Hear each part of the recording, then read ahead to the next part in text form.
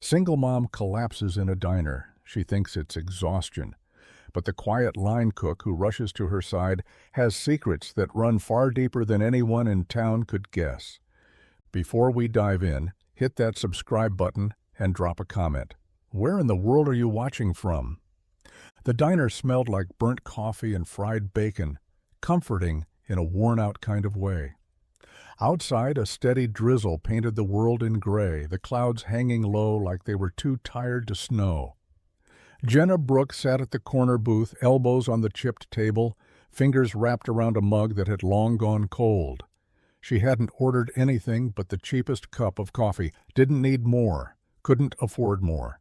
Her hands trembled slightly as she took another sip, blinking slow against the weight behind her eyes. Across the cracked vinyl seat, her 7-year-old son, Max, colored quietly on a paper placemat, tongue poking from the corner of his mouth in concentration. He didn't notice her swaying a little, didn't see her blink harder, trying to force the fog out of her mind. She hadn't slept, not really, not in days. Between the graveyard shift cleaning offices and the early morning waitressing job that barely covered rent, her body had learned how to function on fumes. But this morning something felt different, heavier, like her bones were tired. The diner buzzed around her, waitresses calling out orders, the grill sizzling behind the counter. No one paid her much attention. She liked it that way. Being invisible had its perks. Then the room tilted. At first, just a sway, like the ground was shifting under her boots. Jenna reached out instinctively, fingers grazing the table's edge. The mug tipped. Coffee spilled across the formica, seeping into Max's drawing. "Mom?" he said, voice uncertain. She didn't answer. Couldn't. Her vision narrowed. Her heartbeat sounded like a slow drum in her ears. The air felt thick, syrupy, hard to breathe. She tried to stand, but her knees gave out before she could push off the bench. "Mom!" The crash of her body hitting the floor cut through the clatter of plates and silverware. Chairs scraped.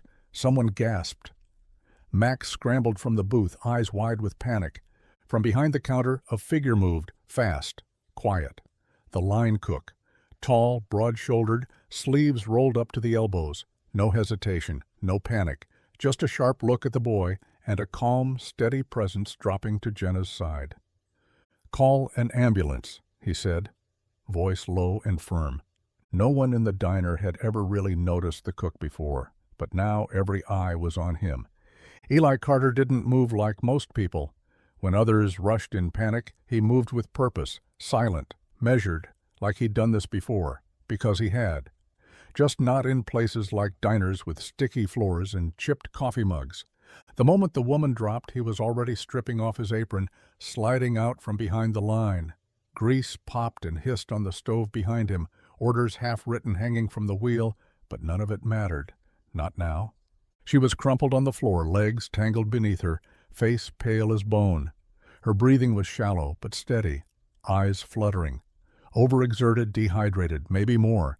He crouched beside her, fingers moving to her wrist, checking the pulse with a familiarity that didn't match the setting.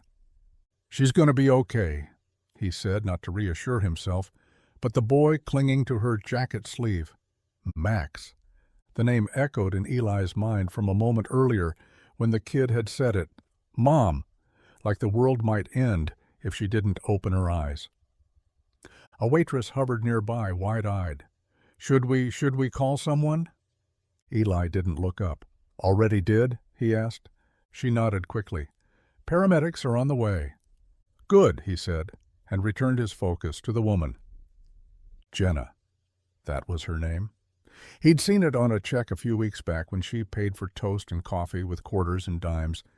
She always sat in the corner, always with the kid, always with that haunted, worn-down look people get when life hasn't let up in years. "You hear me?" he said gently, brushing a strand of hair away from her face. Her eyelids twitched. A faint nod. "You're okay. Just rest." The diner had gone quiet now. Even the regulars stopped chewing. Forks hovered above plates. No one knew what to say. They'd all seen Eli back there behind the grill, day in and day out, quiet as a shadow, but no one had seen this, How fast he'd moved, how calm he'd stayed, like he'd done it 100 times. When the paramedics arrived, Eli stepped back without a word, watched them load her onto the stretcher, watched the boy hold her hand like it was the only thing keeping her tethered to the world. He didn't say goodbye, didn't ask questions, just turned and walked back to the kitchen, tied on his apron, and went back to the eggs like nothing had happened. But the whole diner knew something had. The hospital discharged her before the sun even had a chance to dip low in the sky. Exhaustion, the doctor said. Malnutrition, probably dehydration too. A quiet warning followed, slow down, or your body will do it for you next time. Jenna nodded like she'd take the advice, but the truth was simple. Slowing down wasn't an option. Not when rent was due, not when Max needed food, not when the job at the cleaners barely kept the lights on. She clutched the thin discharge papers in one hand, Max's small fingers in the other, and stepped out into the wind. The chill hit harder now. Her jacket, 2 sizes too big and missing a button, did little to stop it. They stood on the curb while she tried to figure out what to do next. Her car was parked across town, still sitting behind the diner where it died 2 days ago. She could call someone, if she had someone to call. That's when she saw him again. Eli Carter stood beside a dented silver pickup truck that looked older than both of them combined. His hands were tucked into the pockets of a faded hoodie, and he watched her with the same unreadable expression he always wore, not cold, not unkind, just distant. "I figured you might need a ride," he said, voice low and even. Jenna hesitated. Everything in her told her to say no. Pride, fear, that old bone-deep instinct that said, never trust what you don't understand. But Max looked up at her, his face pale and tired, and she knew she didn't have the strength to argue with herself today. She nodded. The drive was quiet. Eli didn't ask questions, didn't pry. Max nodded off in the back seat, his head resting against the window, mouth slightly open. Jenna stole glances at Eli as he drove, his hands steady on the wheel, his eyes always scanning the road. Not like a man who was just careful, like a man who was trained to be. It made her chest tighten, a strange cocktail of discomfort and safety. When they pulled up to her small apartment complex, she opened the door and paused. "Thank you," she said, the words almost foreign in her mouth. He gave a short nod. "Any time." She watched him drive off, taillights fading into the dusk. Something about him unsettled her, but not in the way bad men did. No, this was different. This was the kind of quiet that carried weight. By the time Jenna returned to the diner 3 days later, the whispers had already settled like dust in the corners of the place. Maple Hollow wasn't the kind of town where things stayed quiet, not even things as simple as a woman fainting over cold coffee. "Poor thing," murmured Bonnie, the waitress with too much blush and too many opinions, as she poured refills with one ear always tilted toward gossip, worked herself straight into the floor, with a kid no less. "Single mom, right?" a regular said from the corner stool. "Shame. She always looks like she's just barely holding on." Jenna pretended not to hear. She kept her head down, grateful the booth in the back was still empty. Max slid in first, already digging crayons out of his pocket. What really caught her attention, though, was how the tone shifted when Eli's name came up. "That cook," someone whispered low. "Eli?" He was the one who helped her, moved like he'd done it 100 times. "You see the way he handled her?" Bonnie leaned in. "You know he used to live up north, right? Rumor is he just showed up one day, took the job, barely spoke a word to anyone, doesn't drink, doesn't date, doesn't even go to church. That's not normal." "Maybe not," another voice chimed in, "but he's never done anyone harm. Quiet ain't the same as dangerous." Still, the air around his name crackled. People didn't know what to do with someone who didn't fit in the usual boxes, and Eli Carter didn't fit anywhere. From her booth, Jenna glanced toward the kitchen window. There he was, flipping hash browns like nothing had happened, as if he hadn't carried her unconscious body to the floor with the care of a man cradling something fragile, as if he hadn't driven her and Max home like it was nothing. He didn't look up, didn't acknowledge her, but something in her stomach shifted. Not nerves, not fear, just awareness. She sipped her coffee slowly, trying to pretend the eyes weren't on her. In Maple Hollow, secrets had a way of walking into the sunlight whether you invited them or not, and Jenna was beginning to realize that Eli Carter's shadow stretched longer than anyone knew. The envelope was thin, but heavy in a way only overdue notices could be. Jenna held it in her hands like it might burn her, standing in the middle of her kitchen with the hum of the old refrigerator and Max's quiet cough echoing through the silence. The rent was late again, not by much, just 10 days. But 10 days in Maple Hollow might as well be a lifetime. Her landlord, Mr. Derry, had always been polite, but even kindness had a limit when it came to money. She'd promised last month it wouldn't happen again, and here she was. The second job, cleaning medical offices downtown, paid under the table, which helped, but it meant late nights and early mornings. And her other shift, waitressing at a truck stop just off the interstate, barely covered groceries and Max's prescriptions. His asthma inhalers weren't cheap. She'd already cut them in half more times than she cared to admit. She pressed a hand to her forehead and leaned against the counter. The ache behind her eyes had settled in, deep, constant, like an unwelcome roommate. Rest wasn't even in the vocabulary anymore. It was survival now. Just get to next Friday. Just stretch the milk. Just keep Max breathing easy. He was curled up on the couch in the next room, wrapped in the blue and green knit blanket her mother had made before she passed. His chest rose and fell steadily, but she knew the sound, soft wheezing just beneath the breath. The air was cold in the apartment. Too cold. She hadn't turned the heat on that morning, hoping to save a few dollars. A knock at the door made her jump. When she opened it, there was no one there, just a plain brown paper bag sitting on the stoop. Inside were groceries, a bag of apples, pasta, a small box of cereal Max loved, and 2 inhaler cartridges, unopened, still sealed in their pharmacy packaging. No note, no name. But Jenna didn't have to wonder long. Her jaw tightened as she brought the bag inside. Gratitude and resentment twisted in her stomach. She knew it was Eli. Knew it with the same certainty that she knew pride was the only thing keeping her upright most days. She stared at the inhalers in her hand. Help, offered so quietly, it hurt. And still, she wasn't sure if she could accept it. It was almost dark when the knock came. 3 soft raps, barely loud enough to rise above the hum of the radiator and the cartoon murmuring from the old TV. Jenna peeked through the peephole out of instinct, though she already had a feeling who it would be. Eli stood there, holding a plastic takeout container wrapped in foil. No smile, no explanation on his face, just that same quiet presence, like he belonged to a world where words were optional. She opened the door halfway. "Something wrong?" He shook his head once. "We had extra at the diner.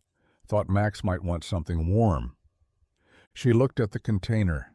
It was heavier than it looked. She could smell roasted chicken, mashed potatoes, and something rich and buttery beneath the foil, the kind of meal she hadn't cooked in weeks. "He's already eaten," she said, though it wasn't exactly true. Max had picked at a bowl of microwaved soup and some dry toast. Eli gave a slow nod, not pressing. "No problem." He turned to leave. "Wait," she said, her voice catching. She hadn't meant to stop him, but the words came anyway. "Thank you." He didn't turn around, just lifted a hand in a small wave as he walked down the steps and into the fading light. Inside, Max perked up as soon as he saw the food. "Is that for me?" Jenna hesitated. Then she smiled, setting the container on the table.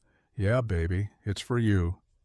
He dove in with the enthusiasm only a kid could muster, the first real meal he'd had in days, disappearing quickly between grateful bites. Jenna sat across from him, watching the tension ease from his tiny shoulders, and for a moment, just one, the weight pressing down on her, lightened. That night, she returned the container, left it on the diner's back doorstep after her shift, cleaned and neatly wrapped in a paper towel with a note tucked inside. "Thank you, but we're okay." The next evening, a different dish arrived. Spaghetti and meatballs. No note this time, no knock. Just a warm container waiting on her doorstep like a promise. It became a rhythm. Quiet gestures passed in silence. No questions asked. No thanks demanded. Jenna didn't know what to call it yet, but it felt like the beginning of something she'd almost forgotten how to believe in. The first time she really noticed it was at the grocery store. Jenna stood in the cereal aisle, Max bouncing beside her, begging for the brand with the cartoon bear on the front. She was weighing coupons against shelf prices when she caught sight of Eli at the end of the aisle, half-shadowed behind a display of soup cans. He wasn't watching her, not directly, but his eyes weren't wandering either. They were focused, quiet, alert, like he wasn't shopping, like he was scanning. She waved without thinking, a soft smile lifting the corner of her mouth. He gave her a polite nod before slipping into the next aisle. A simple moment, but something stuck. That night, when he dropped off another container, this one packed with beef stew and cornbread, she watched him walk away from her porch just to see how he moved. Not fast, not stiff, but deliberate, like a man who was used to measuring every step. In the diner, she started catching more of it. How Eli always sat facing the door during his short breaks. How his eyes flicked up every time a customer raised their voice, even if it was just about cold coffee. How his shoulders stayed loose, but his hands never really strayed far from the edge of the counter, like he needed to be ready. For what? She didn't know. She asked Bonnie about him once, casual, like she wasn't actually curious. "He's quiet," Bonnie said, shrugging as she filled a salt shaker. "Polite, never causes trouble," but she leaned in a little. "You ever notice the way he looks at people? Not like he's judging them, just reading them. Makes you wonder what he's seen." Jenna did wonder, more and more, because when Eli looked at her now, there was something behind his gaze that made her feel oddly safe, and that terrified her. It wasn't flirtation. It wasn't pity. It was sharper than that, protective, steady, like he was watching for threats she didn't even know existed. And every time their eyes met, she got the strangest feeling, like he knew how to disappear, how to fight, and how to bury things deep. And like maybe, just maybe, he was doing all of that for her. The car didn't belong there. It was a black sedan, engine idling low, parked just across the street from Jenna's apartment building. The windows were tinted too dark to see inside, and it hadn't moved in the 20 minutes since she'd first noticed it from the kitchen window. Jenna stood behind the curtain, arms folded tight across her chest, her heart beginning to thud in that quiet, bone-deep way that only mothers know. Max was asleep in the next room, a soft wheeze in his breath that came and went with the cold. Maybe it was nothing. Maybe someone was just lost or on the phone, but her gut said otherwise.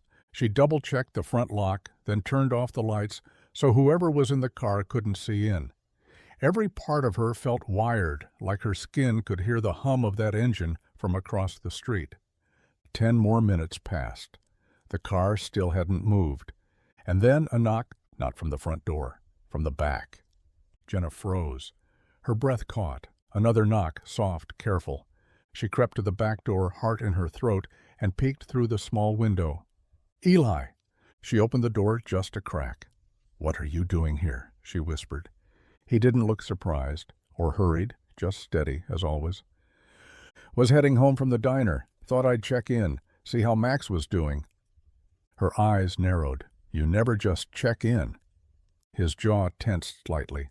He glanced toward the front of the building. Saw a car sitting out front. Been there a while. "You saw it?" she asked. "Yeah."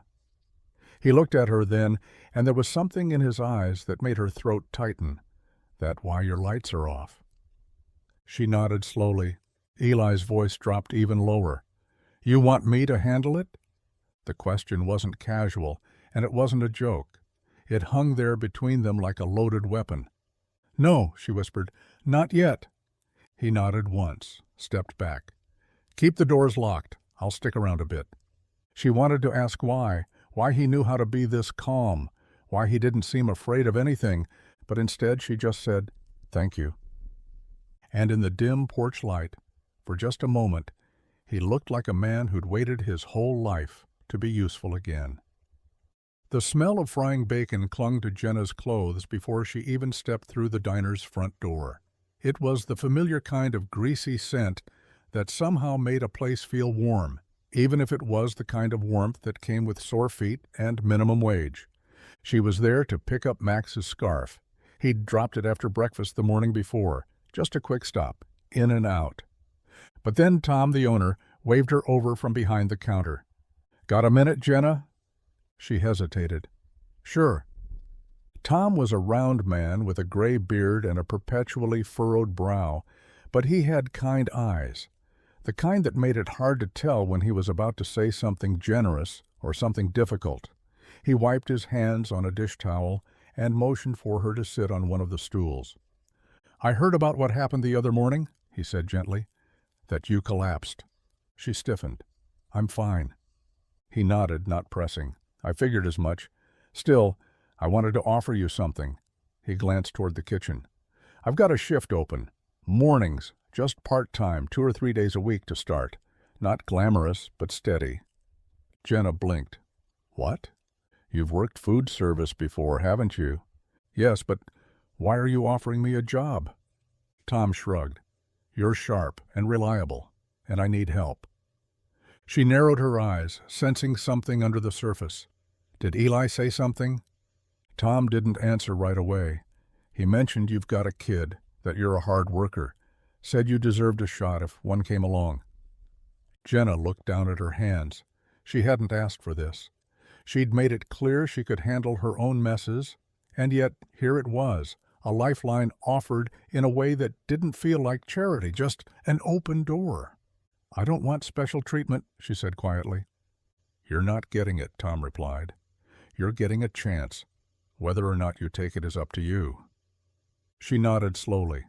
"Okay, I'll take the shift." And as she walked out, scarf in hand, job offer in pocket, she couldn't help but glance toward the kitchen window. Eli wasn't looking at her, but she knew he knew. And somehow that made all the difference. The envelope came on a Tuesday, tucked between a coupon flyer and a late notice from the power company. No return address, just her name in sharp-typed letters that looked sterile against the worn paper. Jenna knew what it was before she opened it. Inside, a statement from St. Vincent's Clinic, Max's last asthma visit, past due, final notice.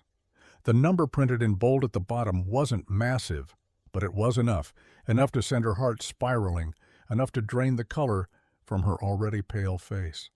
She sank onto the edge of the couch, the envelope clutched in her trembling hands. Max was in the other room, humming to himself as he built towers from mismatched blocks. The sound, so innocent, so unaware, made something inside her snap. Tears came quickly. Not the quiet kind either. The kind that racked her shoulders and soaked her sleeves. She bit her lip to keep from sobbing aloud, but it was no use. She'd stretched every penny, skipped meals, walked instead of taking the bus. And it still wasn't enough.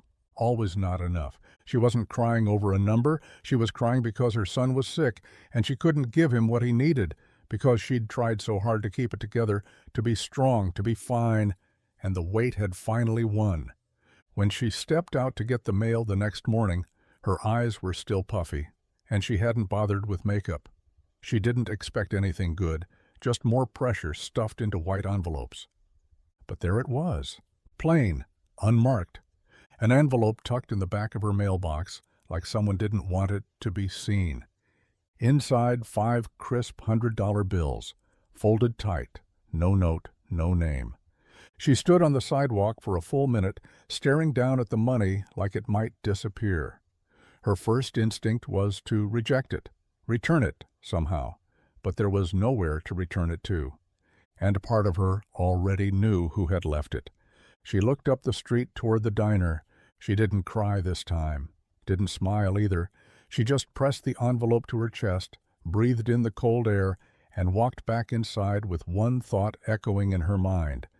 Why does a man like Eli Carter know so much about disappearing and about saving people who don't want to be saved? The first shift started before dawn. The kind of cold that seeped through gloves clung to the edges of the diner windows, frosting the corners as if warning the day not to come too quickly. Jenna arrived with her hair pulled back and her pride steeled, determined to prove she belonged. No handouts, no favors. Inside, the kitchen was already alive. The heat from the flat-top stove fogged the air, and Eli stood at his usual post, clean apron, sleeves rolled, eyes fixed on the prep board like it might speak. He nodded when she came in, nothing more. No small talk, no mention of the envelope. Jenna was grateful. Tom handed her a notepad and pointed her toward the register and counter, but when the morning rush began to swell, Jenna drifted toward the back. Unspoken permission seemed to pass between Eli and her, and she started slicing tomatoes beside him, quiet and focused. That's when she noticed. It wasn't just that Eli was good in the kitchen, it was how he moved, precise, efficient, controlled. Every slice the same width, every motion purposeful. The way he held a knife wasn't casual, not even instinctive. It was trained, practiced, like muscle memory, born from something more than chopping vegetables. "Did you go to culinary school or something?" she asked, only half joking. Eli paused for a moment, just one beat too long. "Not exactly." She raised an eyebrow. "Well, you cut like a machine." He didn't respond right away, just wiped down the board and switched to onions. "Discipline," he said finally, voice low over the sizzle of bacon on the grill. "It stays with you, even when the reasons behind it don't." That made her pause. She wanted to ask more, but something in his tone told her not to. Instead, she watched his hands move, quick, steady, never wasting time or motion. Not just skillful, dangerous even, in a way she couldn't explain. And yet he handed her the knife next, showing her the grip, the rhythm, the way to let the blade do the work. No smile, no ego, just quiet guidance. That morning, she didn't just learn how to hold a knife. She started to understand what it meant to stand beside a man who knew how to use one. The plastic shell was cracked clean down the middle. Max held it in both hands like something sacred, lip quivering, eyes wide with quiet panic. His inhaler case, cheap, blue and shaped like a dinosaur, had snapped when it slipped from his coat pocket on the school steps. Jenna found him sitting on the floor beside it, small fingers trembling too hard to pick up the pieces. "It still works," he whispered, though his voice betrayed him. "It's just the outside. I can still use it." Jenna crouched beside him, brushing hair from his forehead. "I know, sweetheart. We'll figure something out." But Max didn't look convinced. That little plastic case wasn't just protection for his inhaler. It was armor. Familiar. Safe.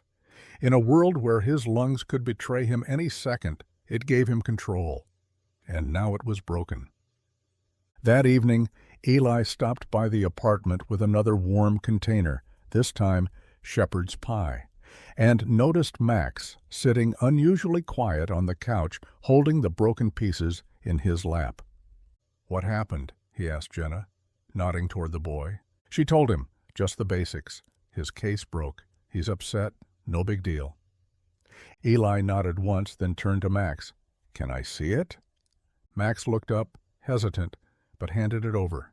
Eli turned the pieces over in his hands, fingers tracing the crack, measuring. "You mind if I borrow this overnight?" Max glanced at Jenna, unsure. "It's okay," she said softly. "Just for tonight." The next day, Eli showed up just as Jenna and Max were heading out the door. He held out the dinosaur case, good as new, glued and sealed, reinforced with a layer of clear resin. But he didn't stop there. He'd etched Max's initials into the side in small, neat letters, and added a loop to clip it to a backpack zipper. Max stared at it like Eli had just handed him treasure. Then he smiled. Not the shy, forced one Jenna usually saw around strangers. This one was real, bright and unguarded. "Thanks," he said, voice soft but sure. Eli gave a small nod. "You're welcome." And for the first time, Max didn't turn away after the exchange. He stayed close. Asked Eli what tools he used, if he could fix other things, if maybe he could show him sometime. Jenna watched from the doorway, her throat tightening. Max didn't do this with men, not ever. But with Eli, something was different. With Eli, Max felt safe enough to smile. It started as a simple restock.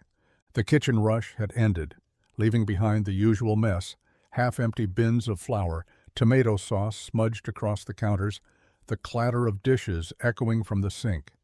Jenna was elbow-deep in reorganizing the back pantry, grateful for the quiet. The air smelled of old spices and industrial cleaner, and she moved with practiced efficiency, hands sorting cans and boxes while her mind wandered elsewhere. She reached up to shift a dusty crate of bulk coffee when she saw it. Tucked behind a stack of old cutting boards, half obscured by a stained apron, was a metal box. Dark, gray, heavy-looking. The kind with a clasp lock on the front. The kind that didn't belong in a pantry next to powdered sugar and paper towels. She knelt and pulled it forward, noticing the faint lettering scrawled on the lid in black marker. Just a single letter, C. Her fingers brushed the lock, no rattling inside, no sign of a key nearby. It wasn't labeled for inventory. It wasn't part of any order she'd seen. "Jenna?" The voice stopped, her hand cold. She turned and found Eli standing in the doorway, arms crossed, eyes unreadable. Not angry exactly, but alert, sharper than she'd ever seen him in the kitchen. She stood slowly. "I was just reorganizing. Found this. Didn't mean to—" "Don't touch that," he said, quiet but firm. Something in his tone shut down any instinct she had to ask why. It wasn't just a request. It was a line. One he didn't want crossed. Jenna straightened, brushing off her hands. "It's yours?" He gave a single nod. "What's in it?" she asked before she could stop herself. He held her gaze for a beat too long, then said simply, "Nothing that concerns the diner." She almost asked again, almost pressed. But something about the way he stood, the tension in his shoulders, the weight behind his silence, told her not to. "All right," she said, stepping away. "Didn't mean to pry." He relaxed just slightly. "Thanks." She left the pantry with the image of that box burned into her mind. It wasn't just storage. And Eli Carter didn't strike her as the kind of man who labeled things casually. See, not for kitchen, not for coffee, for something else entirely. The sky had turned the color of steel by the time Jenna finished closing up. The last customers were gone, the booths wiped down, and the floors swept clean. The hum of the refrigerator and the ticking of the wall clock were the only sounds that lingered. Tom had left hours ago, Bonnie too. But Eli, as usual, stayed behind, finishing the deep clean in the kitchen, silent as ever. Jenna stepped out the back door into the cool night air, taking a moment to breathe. It had been a long shift, the kind that sank deep into your bones. She leaned against the brick wall, rubbing her hands together for warmth. That's when she saw him. Eli sat on a low wooden crate near the alley, his back to her. The glow of the back porch light cast a soft circle around him. He hadn't noticed her yet, or maybe he had, and just didn't care. In his hands was a small, worn photo. The edges curled, the paper yellowed by time and sun. Two men stood side by side in the picture. Both wore camouflage, the heavy kind made for places that didn't have roads. Desert behind them. One was grinning wide, full of life. The other, Eli, looked just the same as he did now, stoic, watchful, but younger. She stepped closer, slowly. "That him?" she asked softly. Eli didn't jump, didn't even flinch. He just looked down at the photo a second longer before slipping it into his jacket pocket. "Yeah." His voice was quieter than usual. "Name was Caleb." Jenna didn't ask how he died. She could hear it in Eli's voice. She could see it in the set of his shoulders, the way he blinked slower, like memory physically hurt. "What happened?" she asked anyway, gently. Eli looked up at the sky like it might give him the words he didn't want to say. "He saved me. I didn't save him." It was the first thing she'd heard from him that felt like it cracked the surface of whatever he carried. Jenna didn't reply. She just sat down beside him on the cold concrete, the silence stretching between them like an old scar. And for the first time, Eli let it stay. The diner was half full, the usual lull between the breakfast and lunch crowds. Jenna moved behind the counter, refilling coffee and jotting down orders, her apron streaked with flour and syrup. The old jukebox in the corner played something soft and twangy, a familiar hum that usually made the place feel warm, but not today. The man sat alone at the end booth. He wasn't from Maple Hollow, that much was clear.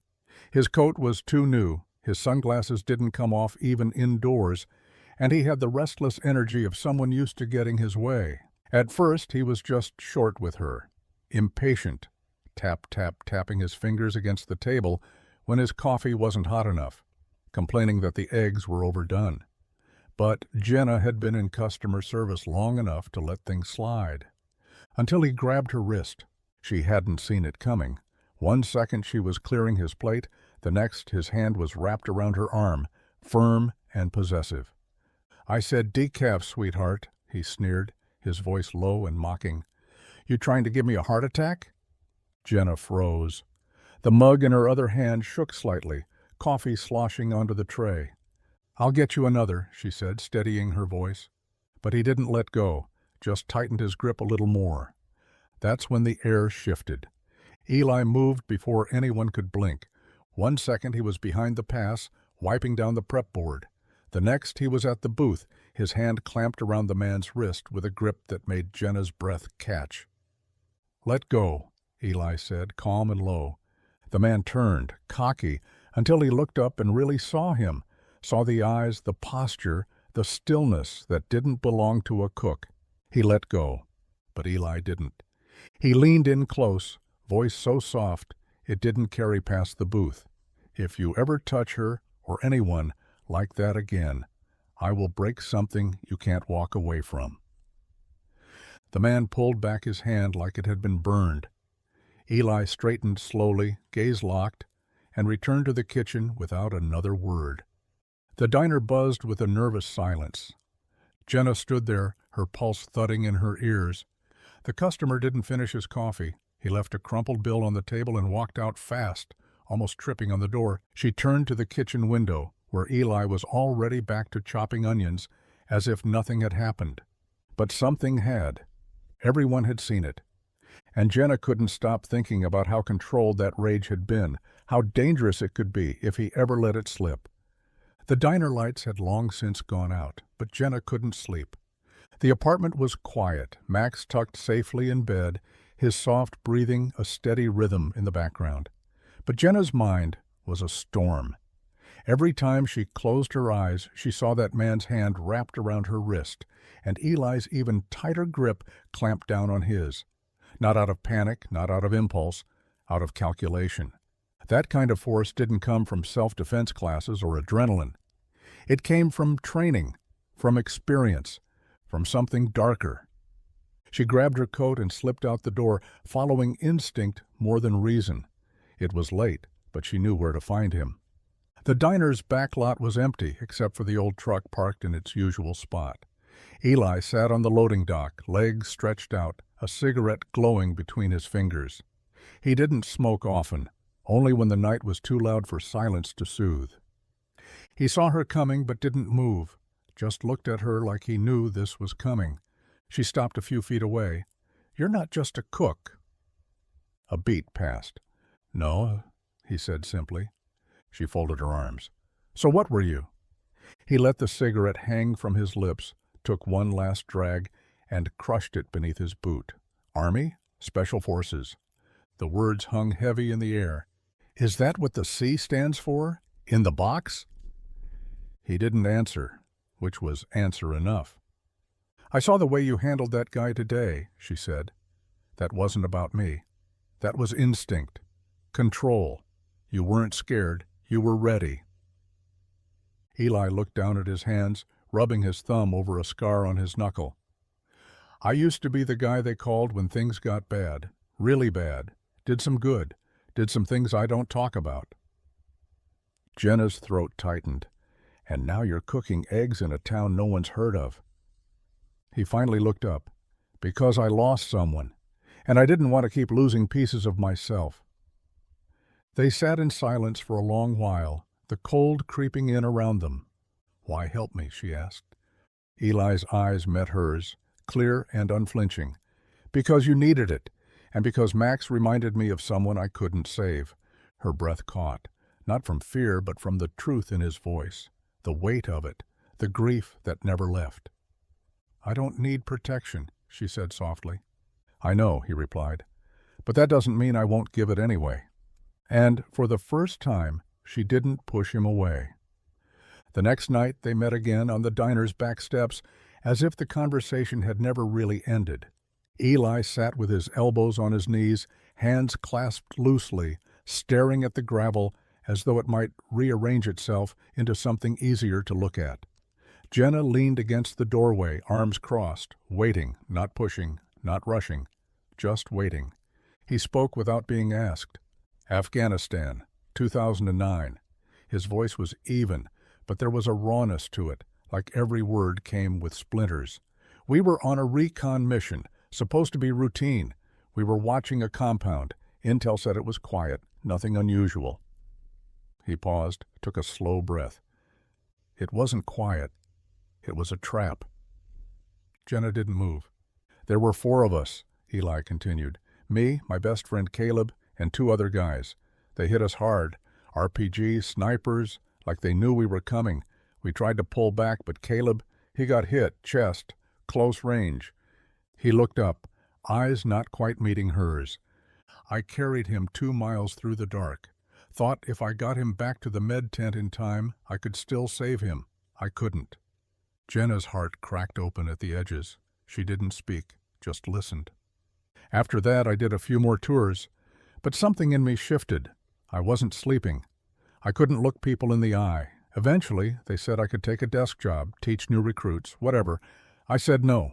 I walked away." He leaned back against the cold brick wall, letting his head rest there.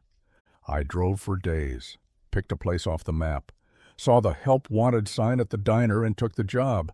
Figured cooking was quiet, safe. No one asks questions when you make a good omelet." Jenna stepped forward, kneeling beside him, her voice gentle. "Why did you tell me all this now?" He looked at her, really looked. "Because I think you deserve the truth, and because I think you've been carrying things too heavy for too long, just like I have." The silence between them was deep and still, not empty, shared. Jenna reached for his hand, and for the first time since the war, Eli let someone hold a piece of his past without pulling away. The next morning, Jenna couldn't meet his eyes. She showed up to her shift on time, apron tied, hair pulled back, smile in place, but something was different, quieter, colder, like a window had been cracked open during the night, and all the warmth had drifted out. Eli felt it before she even said a word. The space between them wasn't hostile, but it was careful, polite, like a room filled with invisible glass you didn't want to break. He handed her the prep list. She took it without a glance. They worked side by side as always, chopping, cooking, refilling the fryer. But there was no banter today, no shared glances, no casual brush of shoulders. Jenna kept her focus on the work, but he could see it in her hands, the tension in her grip, the way she wiped her palms on her apron too often. Finally, he said it, soft. "You're pulling away." She paused over the tomatoes. Her knife hovered mid-air. "I don't know what you want me to say," she replied, not looking at him.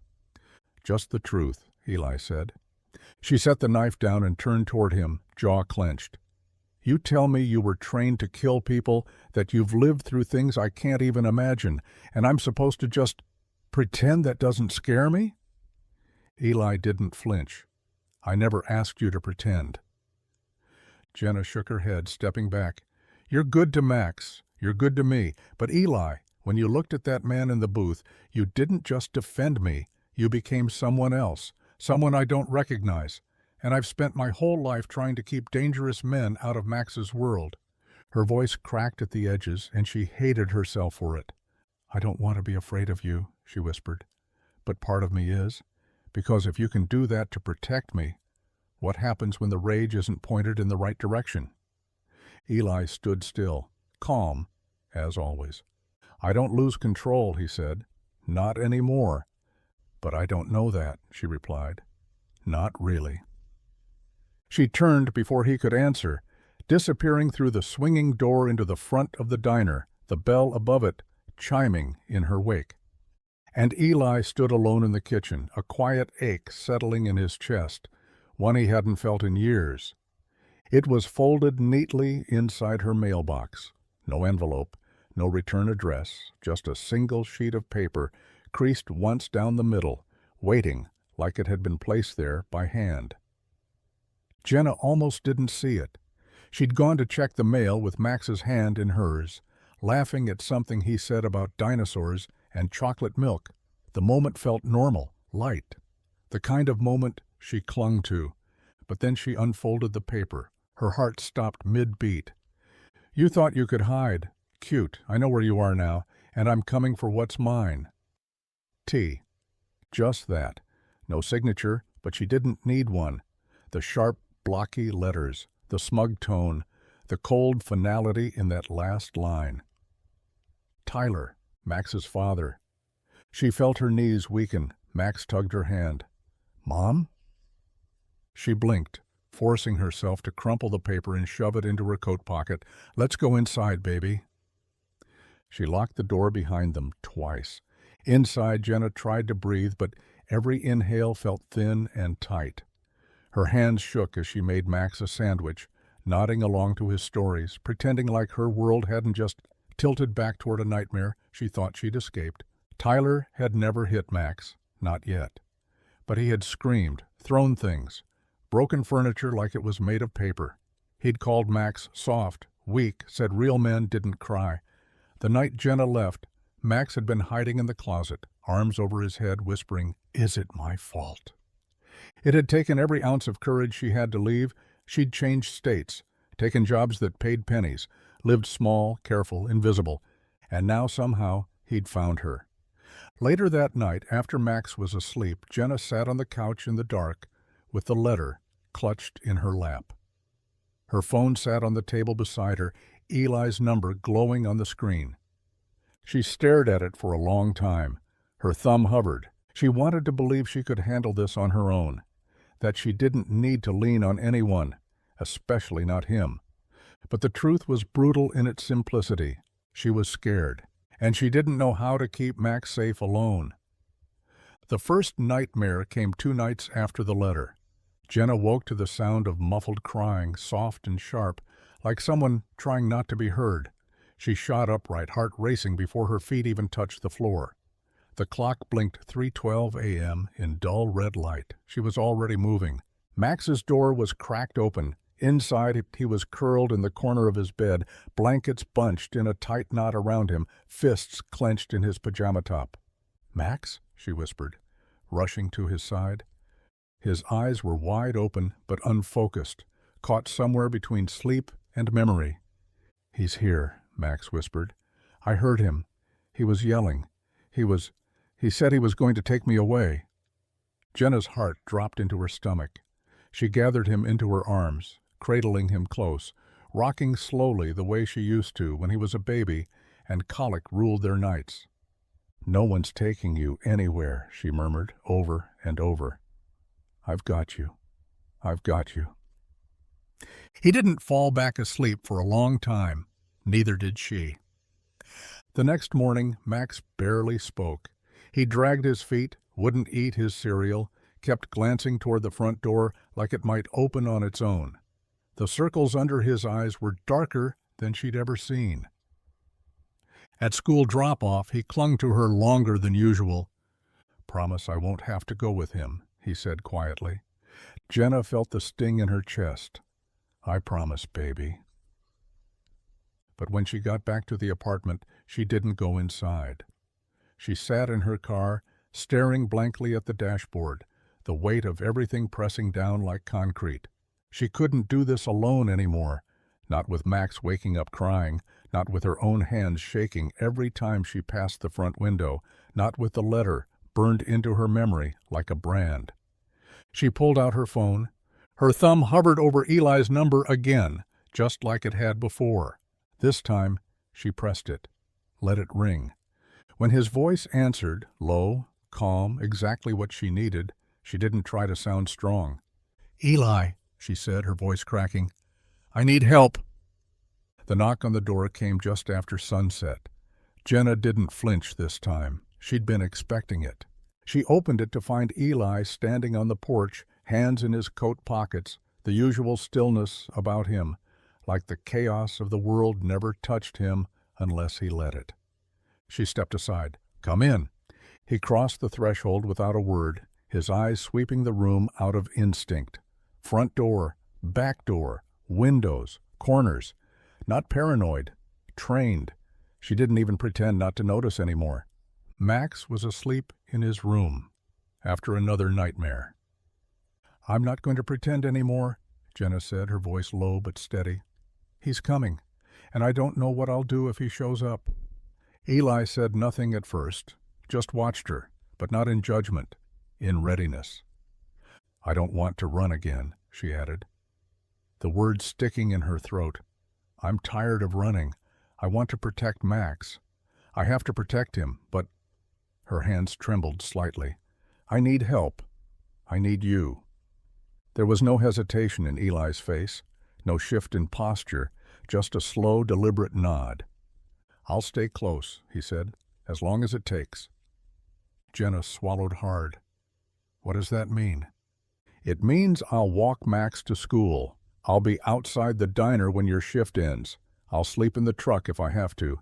If he shows up, I'll know before he gets near your door." The weight of that promise settled into the room like gravity. Jenna sank onto the couch, her voice barely above a whisper. "Why are you doing this?" Eli knelt down in front of her, not too close, but close enough. His voice was quiet, unwavering.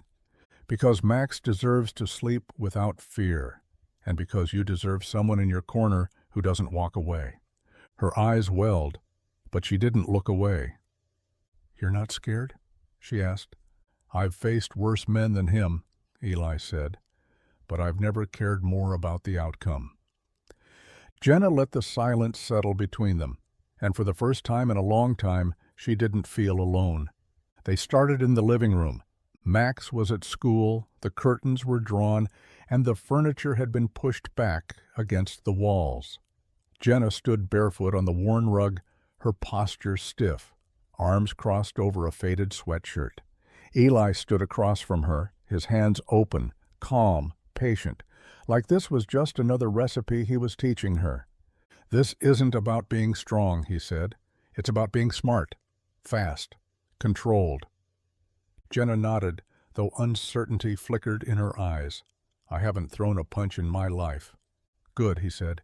"You'll learn to do it right." He started with the basics: how to stand, how to shift her weight, how to throw her weight without losing balance. He showed her how to break a grip, how to jab quickly and pull back, how to stay on her feet when someone came at her hard. Over and over, she practiced. His voice never rose, his hands never faltered. At first she was all hesitance, movements too gentle, shoulders too tight. But Eli had a way of explaining things that cut through fear, like he was giving her instructions for fixing a leak, not fighting a man who wanted to take her son. "Again," he said. After her fifth attempt to break his wrist hold, she exhaled sharply, tried again, this time cleaner, faster. "You're getting it." Jenna looked up, breathless, hair falling from her ponytail. "I don't want to hurt anyone." "You're not learning to hurt," Eli said. "You're learning to survive. There's a difference." That landed somewhere deep. She nodded. Later, they moved to improvised weapons, how to use keys, a pen, a cast-iron skillet if needed. He taught her how to control her breathing, how to listen to instinct, how to trust it. "You already know how to fight, Jenna," he said. eyes meeting hers. "You've been doing it every day, just in silence. This just gives you another kind of power." And she felt it. By the end of the week, her punches were sharper, her voice steadier. She looked in the mirror and didn't just see a tired single mom anymore. She saw someone ready, someone who would never again wait to be rescued, someone who had learned what it meant to fight on her own terms. The storm rolled in faster than anyone expected. One minute the sky was just overcast. The next, it was a curtain of white swallowing the streets. By early evening, power lines were icing over, visibility was near zero, and every sensible person in Maple Hollow was hunkered down indoors with extra blankets and flickering candles. Eli had been walking Max home from school when the snow started. By the time they reached Jenna's apartment, the wind was howling like something alive. Going back out wasn't an option, so he stayed. Jenna lit every candle she could find, lined the windows with towels to keep the cold from creeping in. The power flickered twice before finally giving up for good, and the apartment sank into that strange kind of hush only snowstorms bring. The world outside muffled, time slowed. They all ended up in the living room, wrapped in blankets, the glow of a few battery-powered lanterns casting soft shadows across the walls. Max sat between them, contentedly sipping cocoa Eli had somehow managed to make warm on the stovetop before the power gave out. For the first time in weeks, Jenna let herself breathe. They played cards by candlelight. Go fish, mostly, because it made Max laugh. Eli let himself lose a few hands, his poker face still perfect, even when Max accused him of hiding all the sevens. Later, Max fell asleep in a bundle of pillows and fleece, his head on Eli's knee. Jenna sat across from them, legs tucked under her, watching the quiet rise and fall of her son's breath. "He trusts you," she said softly. Eli looked down at the boy, his hand resting gently on Max's back. "I know. You don't let people in easily," she added, "but with him, you just did." Eli met her gaze across the dim room, because he needed someone who wouldn't leave. Something cracked inside her then, not broken, but open. She moved closer, sitting beside him. They didn't touch, not yet. But their shoulders brushed, and it felt like something quietly shifting. Outside, the storm raged on, but inside the apartment there was warmth, not just from the blankets or the cocoa or the shared laughter, from the feeling, fragile but growing, that maybe they weren't just surviving anymore. Maybe, just maybe, they were starting to live. The storm hadn't let up by morning. The world outside was buried in white, rooftops and streets softened under the thick, undisturbed snow. Inside the apartment the air was still and quiet, warm enough under blankets, but hushed in a way that made every breath feel louder. Max was still asleep, curled beneath layers on the couch, his cheeks pink from the cold. Jenna stood at the window, hands wrapped around a steaming mug of instant coffee, watching snowflakes spiral past the glass like pieces of ash. Eli stood beside her, close but not touching. He'd been there most of the night, awake while she drifted in and out beside Max. Always watchful, always quiet. For a long while they said nothing, the kind of silence that doesn't need filling. "Hard to believe it's the same world out there," Jenna murmured. "Looks peaceful, like nothing bad could ever happen." Eli's voice was low. "That's the lie snow tells." She looked at him then, really looked. His eyes were soft in the morning light, not guarded like they so often were. For once, the weight he carried didn't seem so heavy. It just seemed human. "You're different when it's quiet," she said. He turned his gaze toward the window again. "I spent a long time getting used to noise. Quiet used to feel dangerous. Now it feels earned." She smiled faintly. "I think we're both still unlearning things." Another pause, another breath. She reached for his hand. It wasn't a grand gesture, just her fingers slipping into his, slow and uncertain, but sure.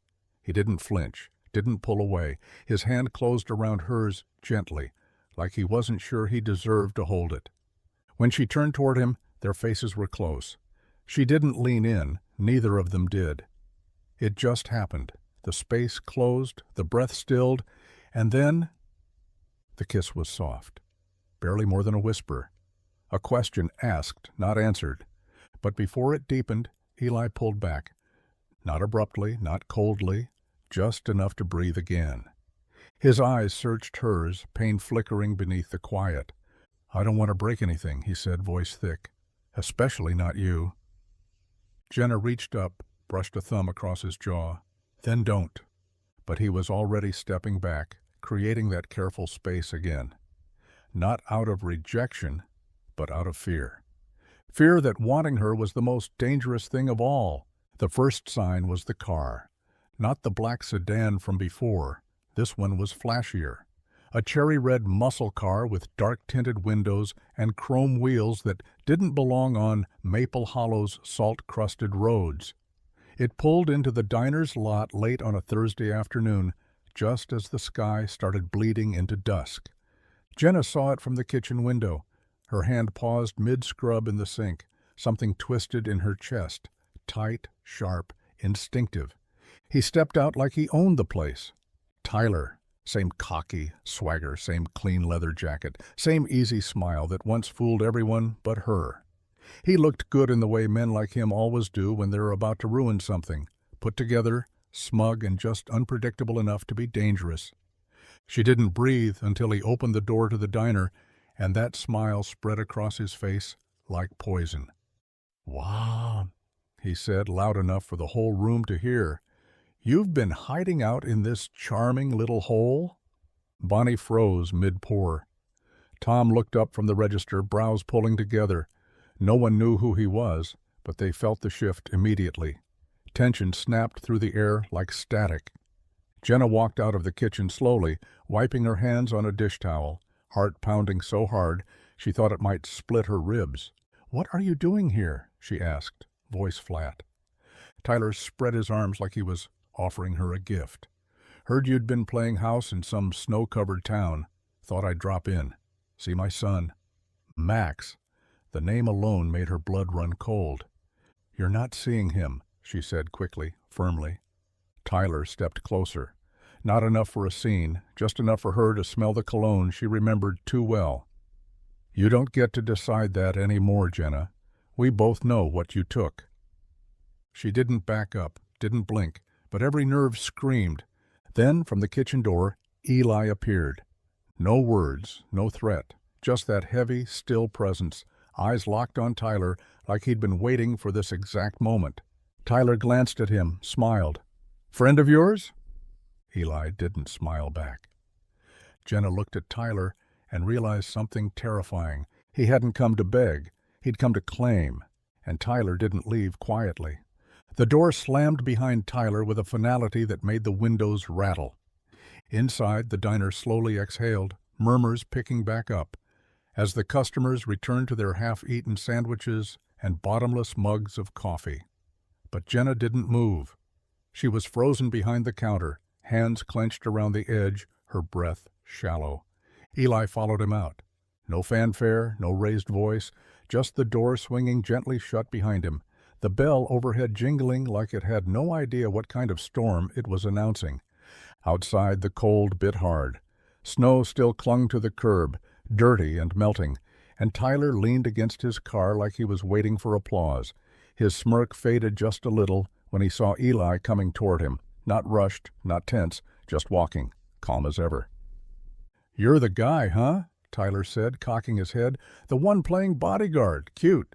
Eli stopped a few feet away, hands in his coat pockets. "You've had your moment. Now you're going to get in your car, and you're not going to come back." Tyler barked a laugh. "You think I'm scared of some washed-up kitchen grunt?" Eli's gaze didn't waver. "No, I think you're too arrogant to be scared of the right things." That made Tyler pause. Eli took a small step forward, just enough to change the air between them. "I've seen what real violence looks like, Tyler. What it does, what it leaves behind. So I don't make threats. I don't raise my voice. I don't throw punches just to prove I can." His voice was calm, even, too steady to be anything but true. But if you come near Jenna again, if you get anywhere close to Max, I won't ask twice. I won't warn you again. You won't see me coming." Tyler's face tightened. His hands twitched like he wanted to laugh but couldn't find the breath. "You threatening me?" "No," Eli said simply. "I'm promising you something."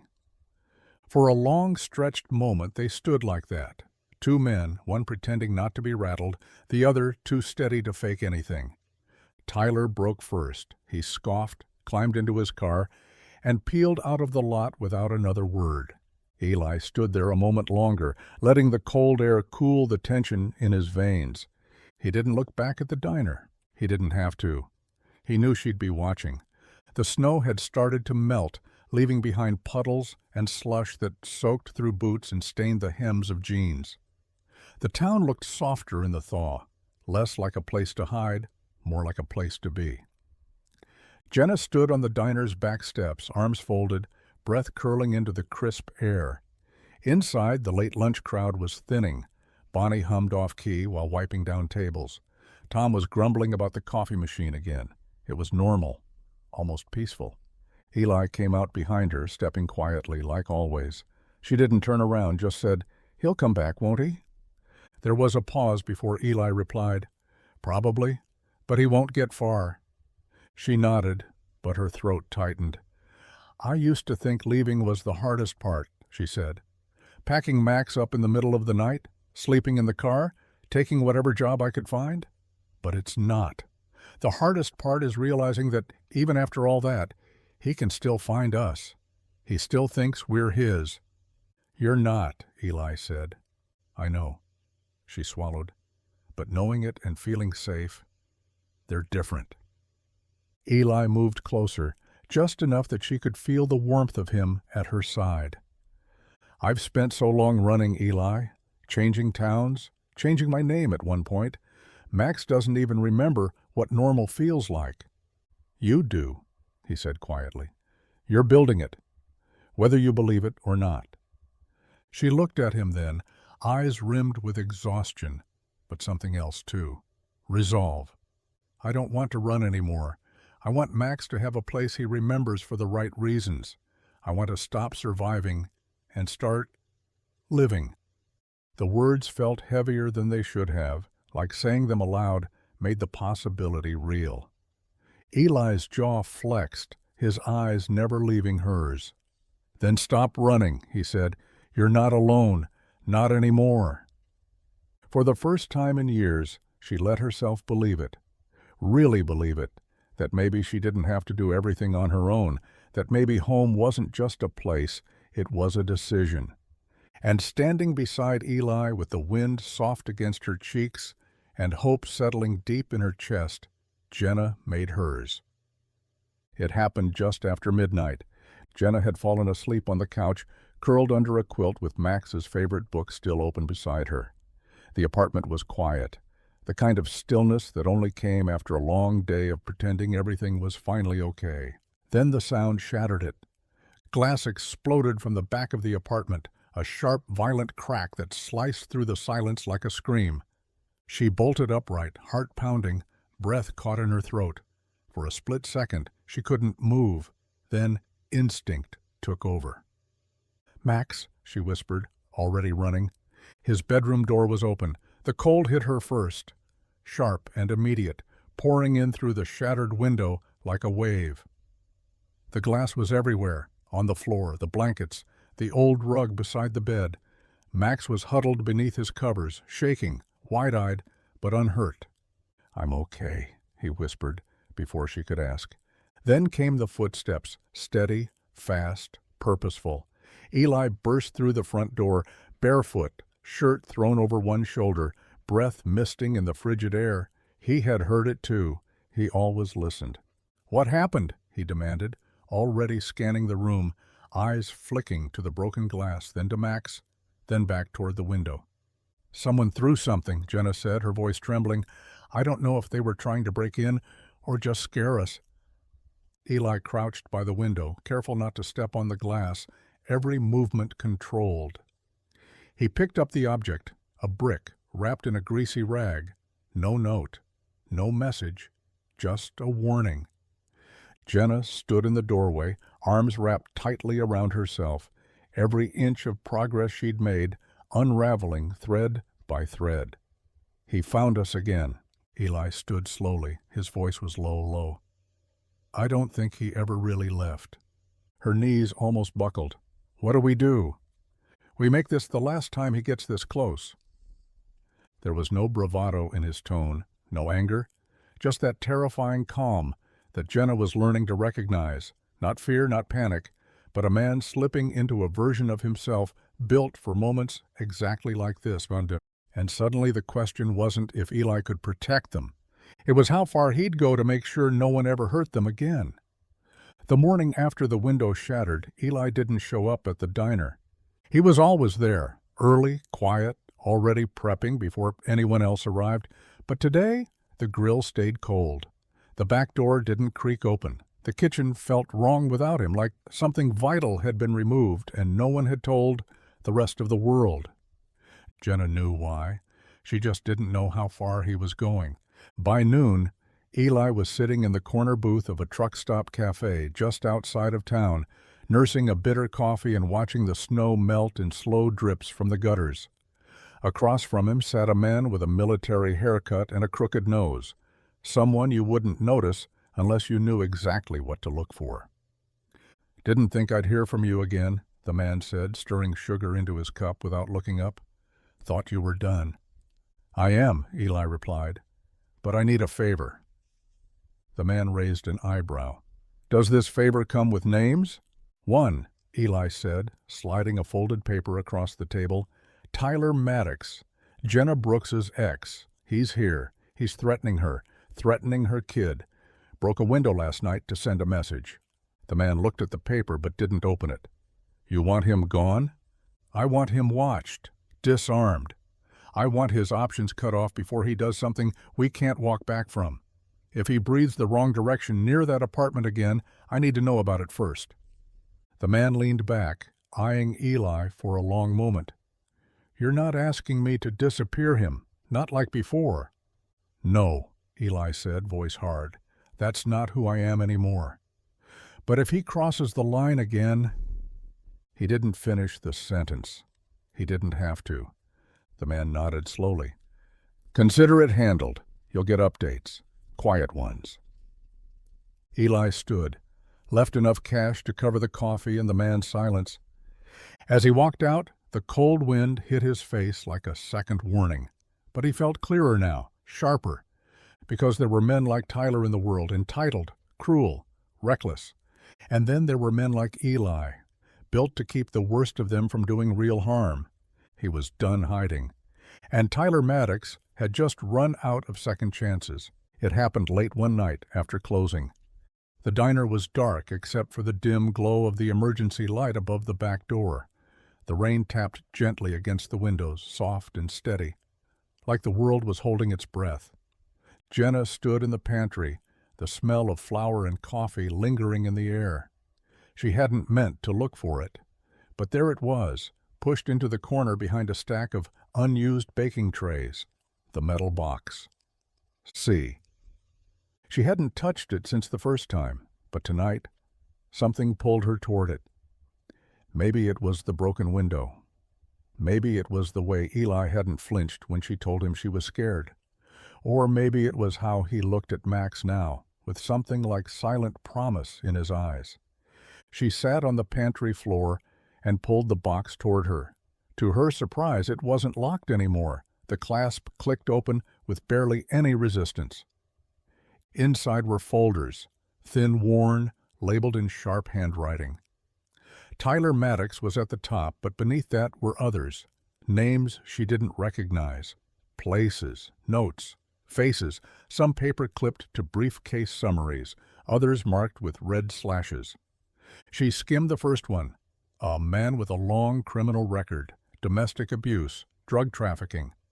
The next, a name scrawled across the top, followed by a detailed breakdown of a missing persons case and a timeline of when Eli had last seen the target. It wasn't revenge, it wasn't even vigilante justice. It was order.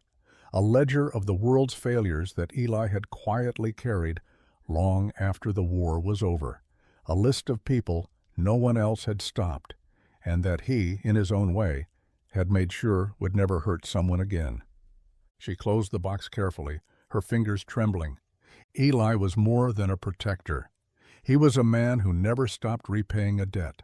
To Caleb, to the people he couldn't save, to the part of himself that refused to stand by. When she found him outside, standing beneath the overhang watching the rain, she held the box out to him without a word. He looked at it, then at her. "You opened it," he said softly. "I had to," she replied. "I needed to understand." "And do you?" She stepped closer. "I do now." He didn't apologize, and she didn't ask him to. It happened quietly. No sirens, no headlines. Just a shift in the air, subtle, certain, final. Tyler Maddox was gone. One day he was in town, loitering outside the diner in his red muscle car, flashing that smug smile like nothing could touch him. The next day the car was gone. The motel room he'd been staying in was left neat and stripped, the key tossed on the front desk counter. No note, no bags, just gone. Jenna found out from Bonnie, who leaned over the counter with wide eyes and a whisper. "Creepy guy with the Camaro, packed up and disappeared overnight. Didn't even pay the bill." Jenna just nodded. "Strange," she said. But it didn't feel strange, not to her. That night, she walked out onto the apartment balcony, the wind soft against her skin, the sky a canvas of heavy clouds. Eli was already there, sitting in one of the old plastic chairs with a mug in his hands, steam curling from it into the night. She sat beside him. "Tyler's gone," she said, not a question, not even a statement, just truth. Eli didn't react. He just took a slow sip of his drink and watched the dark horizon. "No police came by," she added. "No one's looking for him." Still, he said nothing. She looked at him then, studying the calm set of his face, the way he carried silence like armor and apology all at once. "You made it so he wouldn't come back," she said. "Didn't you?" He turned to her, his voice soft. "I made sure he understood the cost of trying again." She didn't ask for details. She didn't want them, because in that moment she realized something she hadn't fully let herself believe until now. She trusted him, not just to protect her, but to choose restraint over revenge, justice over chaos. And if there was a part of her that once feared what Eli was capable of, it was gone now. "He's not coming back," she whispered. "No," Eli said. "He's not." She let out a slow breath, the tightness in her chest loosening for the first time in what felt like years. It wasn't peace, not entirely, but it was the beginning of it, and that was enough. Spring arrived in Maple Hollow like a held breath finally released, slow, steady, gentle.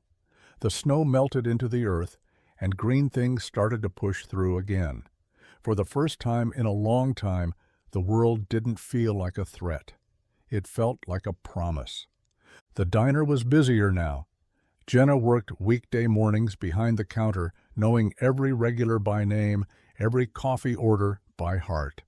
Eli ran the kitchen like he always had, silent, steady, exact. But something about the place had changed. There was laughter now, music humming low through the speakers. Customers lingered longer. The kind of place people came to feel like they belonged. At night they went home together, all three of them. Their apartment had new curtains. A second-hand couch Eli insisted on fixing. Max's drawings lined the fridge, and a plant Jenna managed to keep alive sat on the windowsill, bent, a little uneven, but reaching for the light. Max had flour in his hair most afternoons now. He liked helping Eli bake, even if most of the help ended with more mess than muffins. But Eli never minded. He taught Max how to crack eggs one-handed, how to hold a whisk properly. He spoke to him like an equal, like someone worth listening to. And Max listened back. That morning, Jenna had just finished wiping down a booth when Max walked in from the back, his little sneakers thudding against the tile. He looked at Eli, who was kneeling beside the oven, checking a tray of biscuits. "Hey, Dad," Max said casually, like it was the most normal word in the world. Eli froze just for a beat. Jenna looked up, heart in her throat. Eli turned, his voice soft. "Yeah, buddy?" Max grinned. "Are they done yet?" Eli smiled back.